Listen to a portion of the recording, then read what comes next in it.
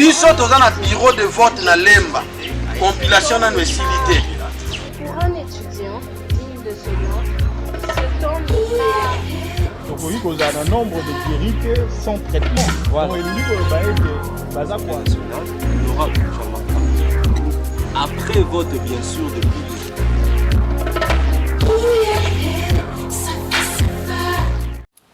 Très heureux de vous retrouver encore, mesdames et messieurs, nos très chers et aimables téléspectateurs, vous fidèles de votre émission que vous aimez tant regarder, point de vue sur l'actualité, à travers notre chaîne YouTube, bien sûr, du JPO, et aussi sur Molière Télévision à dater d'aujourd'hui. Nous serons avec vous ensemble dans vos chambres, dans vos bureaux, dans vos terrasses, dans vos restaurants. Parce que là où il y a la télévision, il y a Molière Télévision, la chaîne non alignée. Aujourd'hui, nous serons ensemble avec notre invité du jour, lui, c'est Prince Epenge. Avec lui, Tokome Kampe, Kolobela Matali, situation en Mboka, Ndengezo le Kalelo, Tozo Kende ba marche, na ba crise, to Monique, la Mouka a ressuscité parce que Azaki presque plus dans la scène politique, maintenant tout le monde a rebondi avec force, na ba marche terrible et to koye ba le pourquoi est-ce que la Mouka parce que ba monsieur Soazolo Baké la Mouka a commis pour jouer rôle il y a Beki pour la président de la République to mais quand peu quand on a la question on a invité na biso mais avant un autre causons en la régie pour la Kisabino marche où il y a eu des pièces parce qu'il y a eu des casses Takaki siège à PPRD l'église Yasonik a foutu déjà qui attaqué pourquoi tout ça marche et ça garantit dans la constitution mais Kasiba casse constitution et garantir yangote juste après image oyo pour tozonga to invité na biso.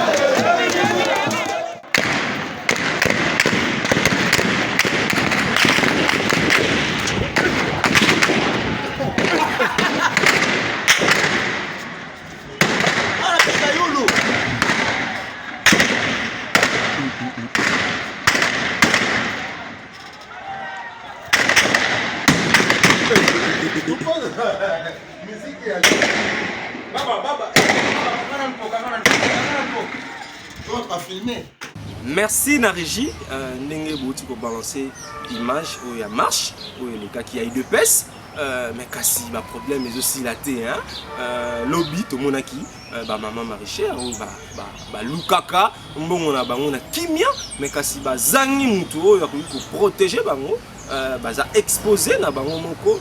Tout le monde qui a déclaration qui là pour réclamer ma belé na bango oyo un inconnu jusque là ameka ki ko boto la bango ameka ki te meka si boto la ki bango caméra na biso za ki wana émission à bien point de vue sur actualité on a ba boto biso zama ba ningi biso to salete ba umbu baza banani ba umbu baza bateke bilanga da biso nyonso biloko nyonso balunguli yango ata iloko moko ezaka biso biba mama bazo beta biso tokote biso na zamba na bango te biso biso ba mama zeba tokutangisela bana nini ta zamba biso baya ko benga na bino banani baya ko benga na biso ba bakolo mabele baya ko benga na bakolo mabele kwa biso tokote so kama mama Esther bayoka ni na bango ayo ko benga biso tokolela wa tokenga wa zamba wana nani ataka bino na zamba wana nani ataka biso kabila pele mtashombira kibiso ashombira ba mama zeba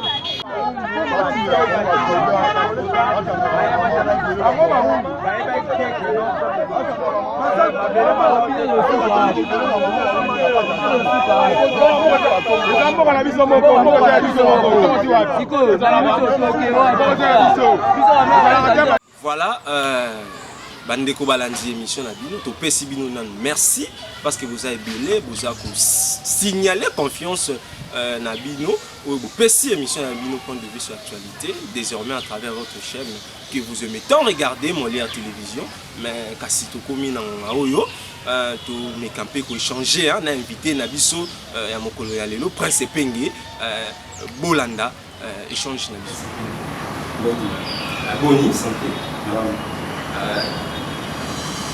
tout bête appel du soleil c'est ni parce que la moka jusqu'à là va remonter comme il faut ça les mois au sein de la moka c'est comme si moi nouvelle vague mon courrier et vous trouvez on est choix à Rosamalo choix à Rosamalo pour nous c'est un acte de provocation. Comment ça? Provocation pour la simple et bonne raison que après fabrication de résultat de l'élection en 2018, oui, tous les Congolais s'attendaient à ce qu'on amorce des réformes. Sans oublier que celui qui a été véritablement élu, Martin Fayulu, une année plus tôt, avait exigé la tenue des réformes des institutions pour crédibiliser le processus à venir. Proposition des actes sur la table. Même si tu auras ma réponse, c'est le coup à Félix Tshisekedi Diou Alobaka était Martin Fayulu a salué une proposition de sortie de crise. Azali peut député ce gars qui est dans le Parlement. Là, c'est un peu pour se moquer de nous. Mais ce qui est curieux, c'est qu'aujourd'hui, c'est son propre parti d'EPS. Les gens qui étaient dans là, qu'on a aussi la réforme de la CNI. Les contradictions des. Bien sûr, Félix s'est contredit à son niveau. Mais il manque de réalisme politique. Il manque de prospective politique. Martin Fayulu était un visionnaire. C'est un homme qui sait avoir des paramètres. Il savait très bien que Félix n'avait pas les pouvoirs nécessaires pour gouverner le pays. Oui. Et qu'il savait que nous savions que Félix allait tout droit au mur avec Kabila. Oui, oui. Et aujourd'hui, il faut se constater que après les élections, est devenu égal à avant les élections. Le pays n'a plus gouverné. Donc, ils allaient sous pilotage automatique. Piste des solutions. Les lots parce que moi, c'est Sopani. La piste des solutions.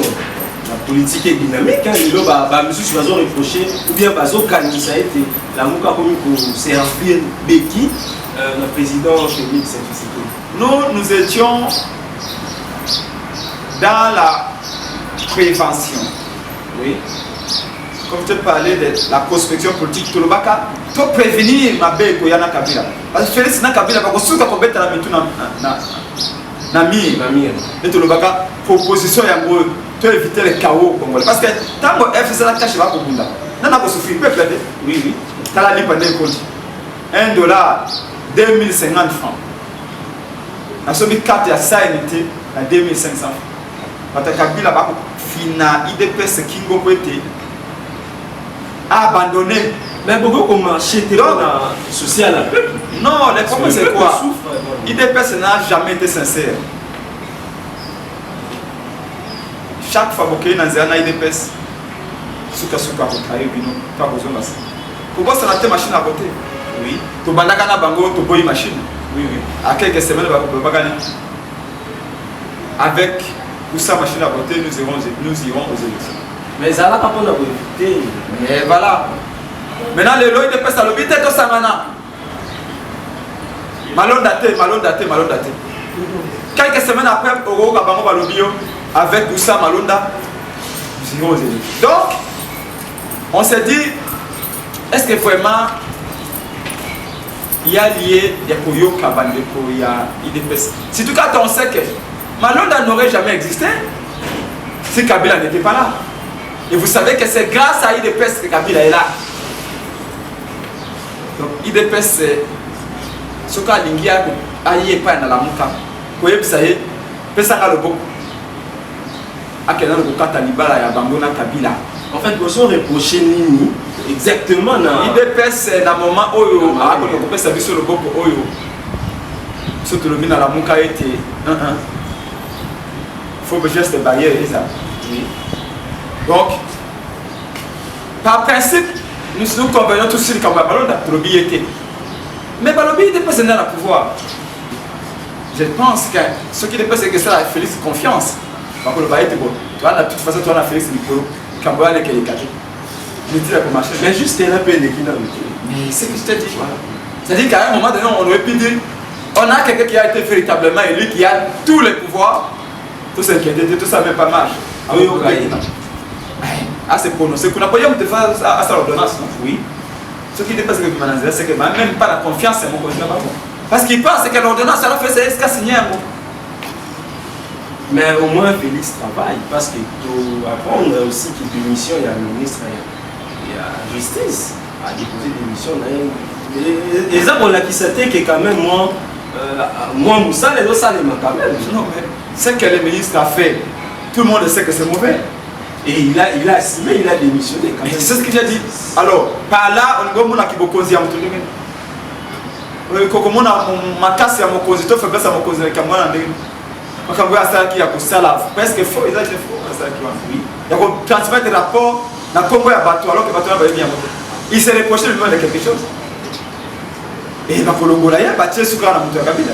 Au moins, il y a Mouka, les Arabes qui vérité des îles, dans tous les cas, mais les lots, c'est qu'on préciser dans le vrai combat, il y a la Mouka des lots. Mais tu as des pleins pieds dans le combat pour la vérité des îles. Il y a 2 semaines, Augustin Kabila a le mini. Abi va député à Kabila Ban sur le et non le président. Il n'est pas sa première dans cela pour que Malone d'avoir quelqu'un pour défendre le pouvoir à Félix. Ça veut dire quoi? Pour moi, Malone l'a mérité. IDPS a Azali pour marcher pour la vérité des îles. Pour la vérité des îles. Parce que le débat député dans Bazar nommé. Bari pour 4 ans, Bari pour ça, la réforme dans la ça veut dire quoi? IDPS ne reconnaît pas le député de Kabila. Ça veut dire que IDPS a été chercher la vérité des îles. La vérité des îles, c'est une collapsaline. Reconnaissance, il y a expression, il y a volonté populaire. Oh, il était dit, tous ces députés de Kabila n'étaient pas nommés, plutôt n'étaient pas élus, ils étaient nommés. Donc, il y a le droit qu'on vote la loi dans le Parlement. Mais à qui empêcher, ça veut dire quoi? Ça veut dire que tout le monde a clair, maintenant, il va voter. C'est ça la vérité des urnes. Je vous dis, c'est là où on peut ne pas aimer Martin Fayulu. Mais quand même, parlons, même en secret, même là-bas aux toilettes, et reconnaissons que c'est un homme de caractère. Dire oui, quand il faut dire oui, il sait dire non, et surtout s'y tenir. Les lots de salé là, le lot bakoki ko salé là plutôt, plan est sorti à crise, moi dans mon camarade Fayulu a proposé ça. Mais bien sûr, bon, il y a beaucoup d'années qui m'ont le Coran, d'ailleurs les années congolais. Oui. Si le pays marche bien, tu les diras, tu les vois. Le pays est en train de sombrer. Le pays est en train de sombrer. Partout, les fonctionnaires presque ça les a insultés. Oui, oui. Bon, en foot, les a insultés. On va où là? Donc, il va te le dialogue, mais tout ça, papa, moi, si on va le Bakayango. Abi Félix, on n'ira nulle part avec le type de pouvoir que vous avez. Il a fallu féliciter l'économie Martin Fayulu à Logi Mapono. Et le régime de Kabila se serait coupé. Oui. Ce Kabila était fini. Les là, on nous dit, de Samana, de Begana Kabila. Le peuple a Begana Kabila, il y a encore. Les gens ont tendance à oublier. Le peuple congolais avait déjà chassé Kabila par la voie des élections. Par manœuvre, on se ça les Maléons à Séni. Est-ce que, et ça pour la qui s'est été, dès que en 2023, peut-être ma économie vous a la paix compliquée. Yo, on a coupé ma économie en 2023, on a 2021. Parce que nous allons là. On est à 5 ans. Parce que tout le monde est illégitime. Il faut réformer les institutions. Oui. Il faut réformer les institutions et aller aux élections anticipées. Oui, oui. Là, il faut aller aux élections. Il faut voir. Le pays n'a plus gouverné. Nous sommes sous pilotage automatique. Il faut. À là où nous allons, au Gabon, ça t'a allumé 100 fois sur la table. Apparemment, tous les chantiers à Félix Tshisekedi, Ezaïna va pousser. Papa, gouverner, c'est prévoir. Dans chaque établissement dans chaque élaboration d'un projet, oui, il y a des mécanismes d'évaluation, de contrôle. Qu'est-ce qui fait que chaque programme de Félix, chaque chantier doit donner lieu à des procès judiciaires? Suivi. Non, mais le suivi, c'est naturel, non? Le suivi, c'est la chose la plus naturelle. Nous ne sommes pas à la préhistoire. Apparemment, comment expliquer qu'aujourd'hui, même pour le coronavirus, l'enquête est bannie pour ça? Apparemment, parce qu'on a détourné. Apparemment. Et pourtant, c'est au niveau de la conception qu'on met ça. 10 francs va aller à gauche, 10 francs à droite. Dans les 10 francs qui iront à droite, voici les gens qui vont contrôler. Voici le mécanisme de contrôle. Voici comment vont venir les feedback. Oui. Là, les 100 francs qui vont aller à gauche. Voici ceux qui vont contrôler, ceux qui vont surveiller. Quels sont les mécanismes qui feront en sorte que les autorités puissent avoir des feedbacks? C'est avant qu'on vole qu'il faut prévenir. Félix, c'est dans la logique des guérir. Alors que nous sommes dans la logique de la prévention. Il faut éviter qu'on vole l'argent. Mais lui, l'argent qu'on vole, et puis après, il faut faire des enquêtes. Tout l'argent volé ne rentre pas nécessairement dans la caisse de l'État. On va voler 10 millions. Quand vous menez les enquêtes, c'est 1 million qui va rentrer. On fait perdre de l'argent au pays inutilement. Cette gestion ici ne mérite plus d'être. Oui. Moi, le mot après, c'est que combat, il y a la mouka, il y a tout, il y a autorité morale à la FCC. Où est-ce qu'on a parce que tout d'abord, personnellement, Kabila comme individu ne nous intéresse pas. Kabila comme individu ne nous intéresse pas. Mais il faut, il ne s'agit pas de dire Kabila Azali Moulaï, Azali Moudoutou avec nous-mêmes. Ici, il s'agit de notre pays, qu'il a très mal géré. Kabila déteste tellement ce pays, il est arrivé au niveau même de dire c'est lui qui est élu par le peuple. Il écarte et nous impose un dirigeant auquel le peuple nous sert. Là, il faut recadrer la population. Penser que Kabila n'est pas. Mais je vous le dis, c'est tout ce que vous voyez là. Vous appelez trois propositions de Sakata et Minabu.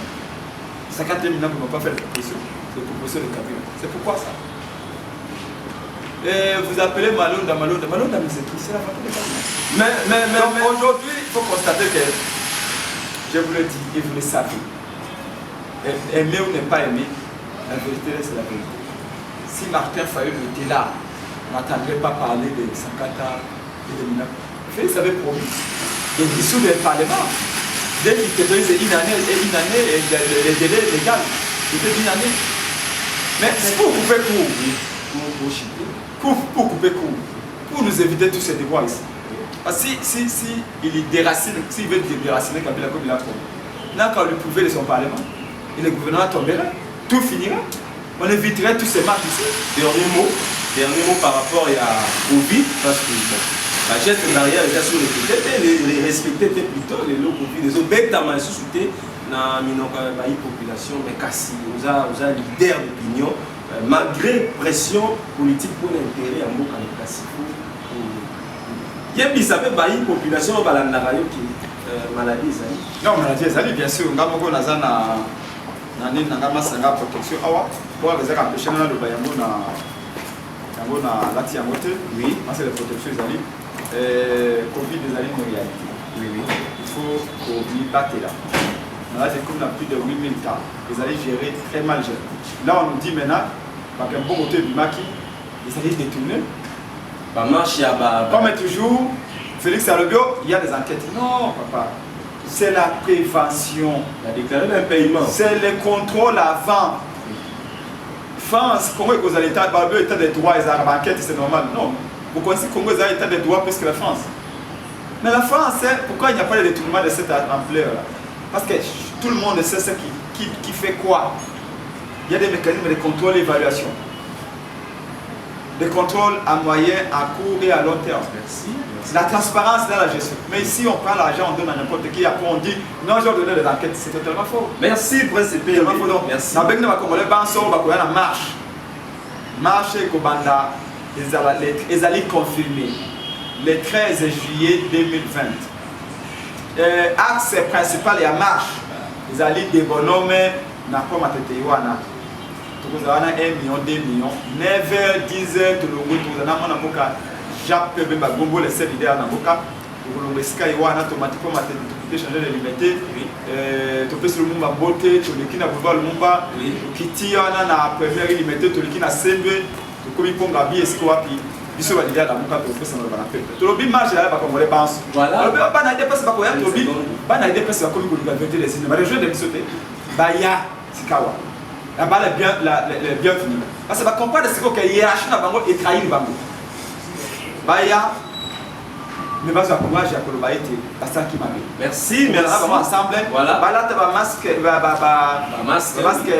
Na zolo kona maladie oyo to prévenir yango batia ba gants baza na ba gel hydroalcoolique moto ana ngo kabela moninga merci osimba nzizite so moni fumbi sauter o moni église ba to beta yango kaka voilà c'est o moni policier ça un mot de ce qui ça y est to boyi kama bele bima to ali bana Martin Fayulu to ali bato to ali civilisé kulingi mboka na bana idps to bisinga famille beta na kazekata na kate mais ya bobo tu bela mabe osaki pe merci parce que kabela ali lelo abete ba cause na bino ba pesa kabela beki kabela ça kenda na ekala bino de popesi bongo yasi merci ba yi population bolinga ka presse penge de autres ala ki na plateau na biso il y a point de vue sur l'actualité sur l'air télévision bien sûr et puis sur notre chaîne YouTube Digipro presse penge merci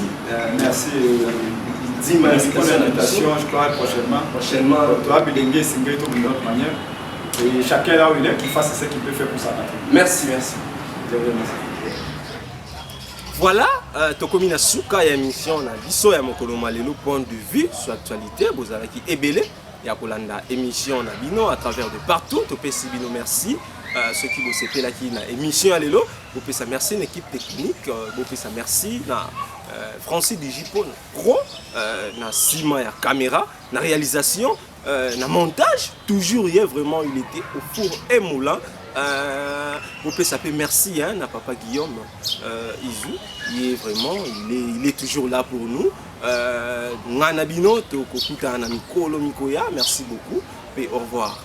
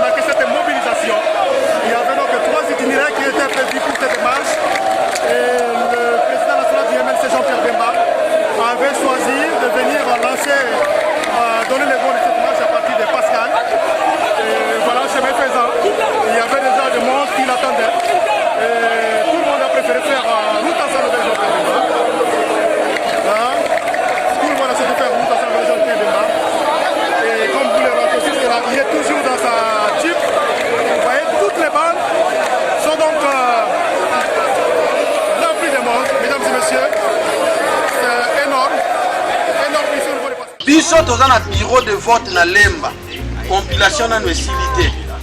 Pour un étudiant digne de ce nom, cet homme donc oui, il y a un nombre de guérites sans traitement. Voilà. Après vote bien sûr depuis